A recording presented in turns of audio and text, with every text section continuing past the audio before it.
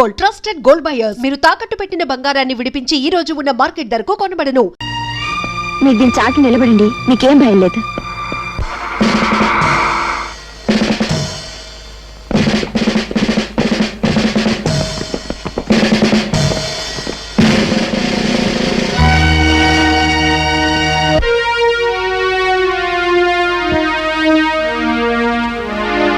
ఇల్లంతా వెతకండి. ఏమిటి నాన్న ఇది? ఈ ఇంట్లోకి ఒకటి ప్రవేశించాడమ్మా. ఇంట్లోకా? నువ్వు లోపల ఎక్కడో ఉండుంటావు. లేదు నాన్న, పని మనిషి ఇప్పటి వరకు కిందే ఉంది.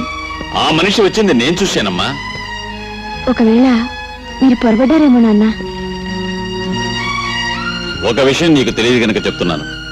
కోర్టులో చెంచల హత్య కేసులో దొంగ సాక్ష్యం చెప్పి మనకి సాయపడినవాడు ఇతనే. సావధానంగా ఆలోచించమ్మా. ఆ రోజు నీ భర్తను రక్షించమని అడిగావు. ఈ రోజు నీ భర్తను రక్షించుకుంటావో లేక వేరెవరి కోసమో ప్రాణదానం చేస్తావో బాగా ఆలోచించమ్మా. అతన్ని గురించి నీకు తెలియదమ్మా. నిజంగా రక్షణ కావలసి వాడు నీ ఇంట్లో దూరలేదమ్మా.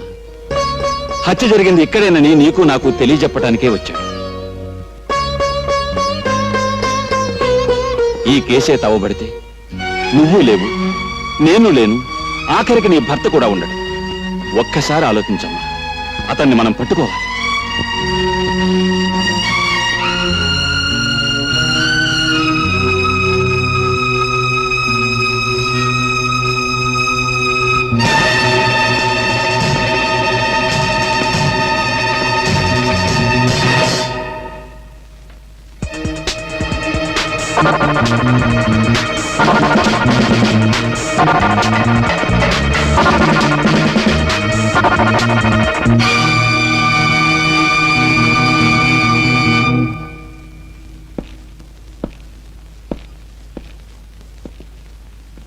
భయపడకమ్మా.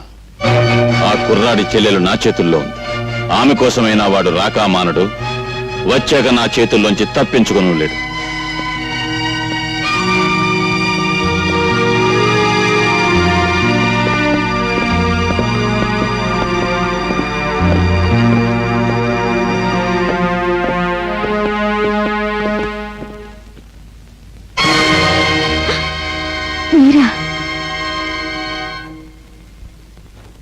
నన్ను క్షమించండి, మిమ్మల్ని దాస్తానని చెప్పి. నోను, మీరు చేసిన సహాయానికి కృతజ్ఞతలు చెప్పకుండా వెళ్ళకూడదనుకునే మీ నాన్నగారికి పారిపోయినట్టు భ్రమ కలిగించాను. మీ తండ్రి కూతుల సంభాషణ విన్నాను. పాపం నేను మా చెల్లెల్ని రక్షించుకోవడానికి వెళితే అదును చూసి పట్టుకోవచ్చనే ధీమలో ఉన్నట్టున్నారు. ఫోన్ చేసి చెప్పండి, నేను అందుకే వెళుతున్నాను.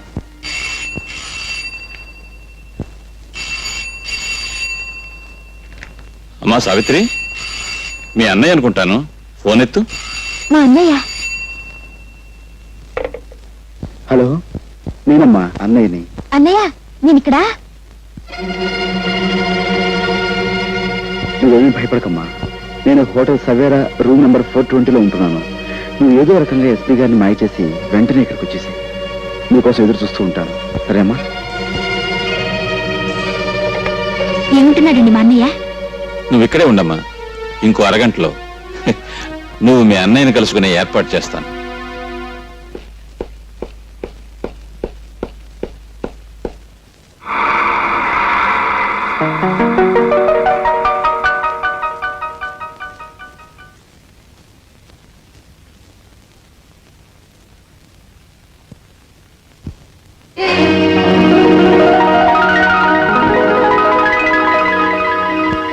అన్నయ్య, అతను మనకి విరోధి, వెళ్ళదు. నీకే చెప్పారు, కూర్చో. అన్నయ్య, ఊరుకోమ్మా, ఊరుకోమ్మా. మౌనం కదా. అన్నయ్య, ఆయన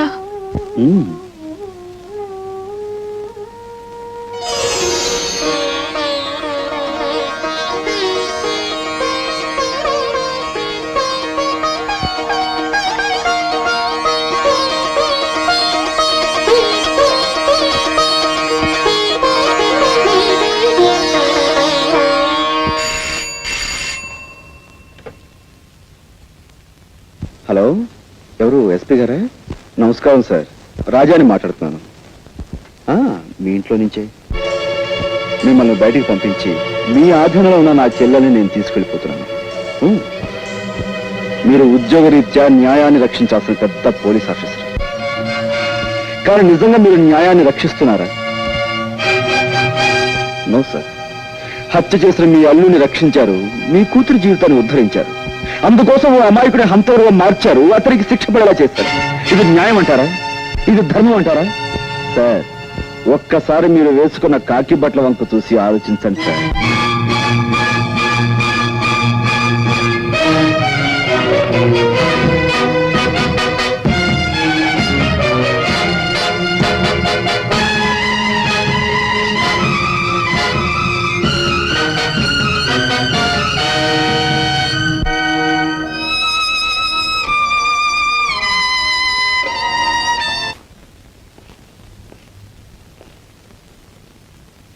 ఇదేమిటయ్యా మీరు లోపల ఉండిపోయారు?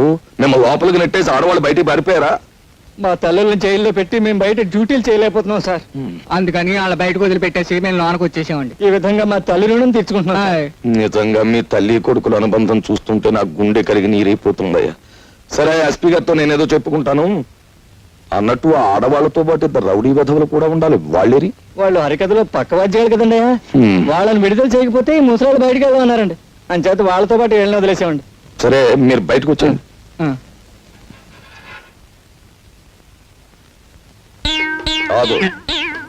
చూసి నువ్వు ఉండిపోయా వీళ్ళతో పాటు లోపల? నేను కూడా ఒక దారుణం త్యాగం చేశాను సార్. నువ్వా? వాళ్ళకంటే తల్లులు బ్రతికున్నారు గనక కొడుకులుగా ఏదో త్యాగం చేశారు అంటే నమ్ముతాను. నీకెవరున్నారు? నువ్వు లంచాలు గిలుతున్నావని తెలిసి మీ అమ్మ ఎప్పుడో ఊరేసుకు చచ్చిపోయింది కదా. కాదు సార్, కిరసాలు పోసుకుంది సార్. సరే, ఏదో ఒకటి నువ్వు చేసిన త్యాగం ఏమిటో చెప్పు. తులసమ్మ మా ఇంట్లో అద్దుకుంది కదా సార్, ఆవిడ అరెస్ట్ చేశాం కదా సార్. నేను లోపల ఉండి ఆవిడ విడిపించి మహిళా లోకాన్ని గౌరవించాను సార్. అలా గౌరవించడానికి ఆమెను ఎంతకిల్లావు? లేదు సార్, సోదరుగా అలా భావించాను. భావించడానికి ఆమెను ఎంతకిల్లావో చెప్పు. Come on, tell me. ఒక నెల అద్దె ఎక్స్ట్రాగా ఇస్తున్నాను సార్. అది అలా చెప్పు. ఉరికమ్మం ఎక్కేవాడిని కూడా ఎంతో కొంత గిల్లాలని ఆశించే మనిషివి నువ్వు. నీ త్యాగాన్ని ఈ దేశం భరించలేదు. నువ్వు లోపలికెళ్ళు. లోపల ఉక్కుపోసేస్తుంది సార్. బని తడిచిపోయింది చూడండి సార్. ఫ్యాన్ వేయించి నీ కోసం ఏసీ పట్టిస్తారు. వెళ్ళు లోపలికి.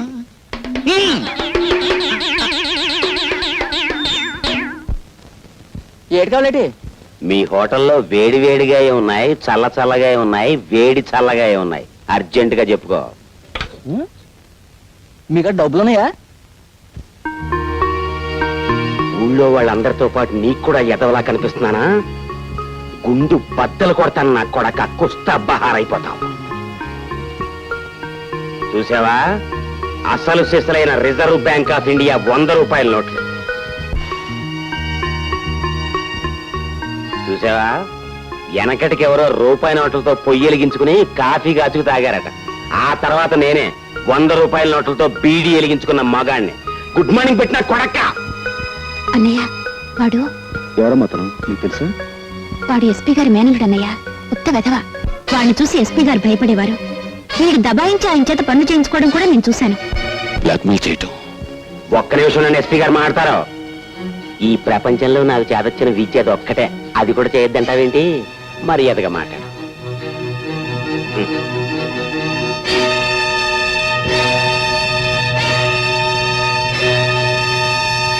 బ్లాక్మెయిల్ వీడే చేస్తున్నాడా లేక వీడితో ఇంకెవరైనా చేయిస్తున్నారా అని మనం తెలుసుకోవాలి. ఎలా? ఆ విషయాలన్నీ నాకు వదిలేయండి. ఇక బాబు కొద్దిగా అగ్గిపెట్టి.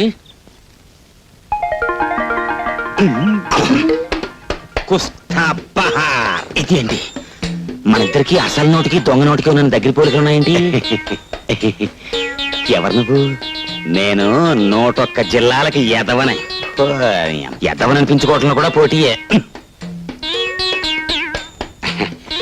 నీ ఎదవతనానికి నా జోహార్లన్నా. నాకు జోహార్లు అర్పించేవాడు నువ్వు అక్కడ కనపడ్డావు ప్రపంచంలో. నీ గొప్పతనం నీకు తెలీదు. నువ్వు హోటల్లో 100 రూపాయల నోటు వెలిగించి బీడీ కాల్చుకున్నప్పుడే తెలిసింది నువ్వు ఎంత గొప్ప ఎదవ్వో. ఆ సప్లైర్ గాడికి నా లెవెల్ చూపించడానికి వెలిగించానన్నా.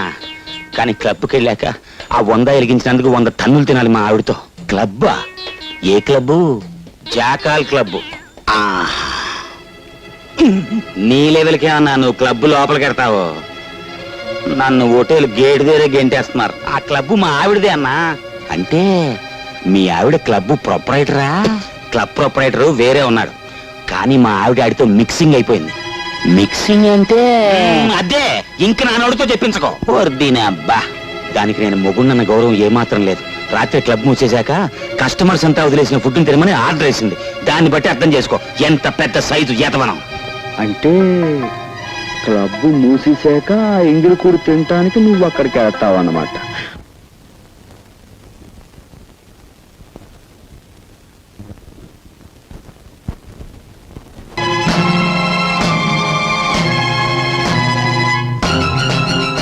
నా ఇష్టం వచ్చిన వాడితో ఆడతాను పాడతాను, మధ్యలో నువ్వెవతివి? నేను ఎవర్నా? నువ్వు కావాలనుకుంటున్న ఆ వెధవకి పెళ్ళాన్ని. పెళ్ళానివా? పెళ్ళం? నువ్వు అతనికి పెళ్ళం, అతను నీకు మొగుడు. అసలు నీలో పెళ్ళానికి ఉండవలసిన లక్షణం ఒక్కటైనా ఉందా? మొగుడు ఎంగిలి పళ్ళాల్లో తింటూ ఉంటే చూస్తూ ఊరుకోవడం పెళ్ళం లక్షణమా?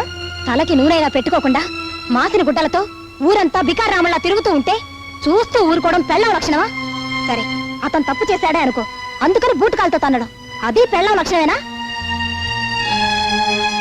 అతను నీ మొగుడు అంటున్నావు కాబట్టి వెళ్ళిపోతున్నాను. నిజంగా జీవితంలో నాకు అతను లాంటి వాడు దొరికితే నీలాగా భ్రష్టురాల్ని కాను. అతనితో హ్యాపీగా జీవితాన్ని పంచుకుంటాను. వస్తా. పెద్ద సావిత్రి వచ్చింది నాకు బుద్ధి చెప్పడానికి. నువ్వా? రాత్రి అంత గొడవ జరిగాక మళ్ళీ నన్నెందుకు పిలుస్తావు? పిలవకి ఏం చేయమంటావు చెప్పు. అసలు రాత్రి నీకు ఎన్నో సంగతులు చెప్పుకోవాలనుకున్నాను, కానీ అది ఇంత మూలాన్ని నోరు మూసుకోవాల్సి వచ్చింది. మరే రాత్రి నీ మాటలన్నీ విన్నాక నేను ఓ మొగుణ్ణి అన్న సంగతి నాకు జ్ఞాపకం వచ్చింది. అది కాకుండా నీకు పెళ్లి కాకపోయినా మొగుణ్ణి ఎట్ట గౌరవించాలో, ఎట్ట లాలించాలో, ఎట్ట బుజ్జగించాలో నీకు తెలిసినంతగా ఇండియాలో ఎవరికి తెలియదు అనిపించింది. అంచేత నువ్వు అంటే మన ఇద్దరం పెళ్లి చేసుకుందాం. నేను అంటే మాత్రం నీ పెళ్ళం ఊరుకుంటుందా? ఇదిగో దాని సంగతి ఎత్తకో, దానికి విడాకులు ఇచ్చేస్తాను నువ్వు అంటే. సరే, నేను అంటాను, మరి మా పెద్దోళ్ళు ఒప్పుకోవద్దు? మీ పెద్ద అన్నొప్పింది ఎంతసేపు కుస్తా బహార్. నీ యవ్వ, నిన్నే పెళ్ళాడాలని నువ్వు పుస్తకం ముందు అనుకుంటుంటే ఇప్పుడు ఈ ఉడతమొహం పెడతనా ఊరుకొని తీసుకొచ్చి పెళ్ళాడతానంటావా? వీడు చంపేస్తాను.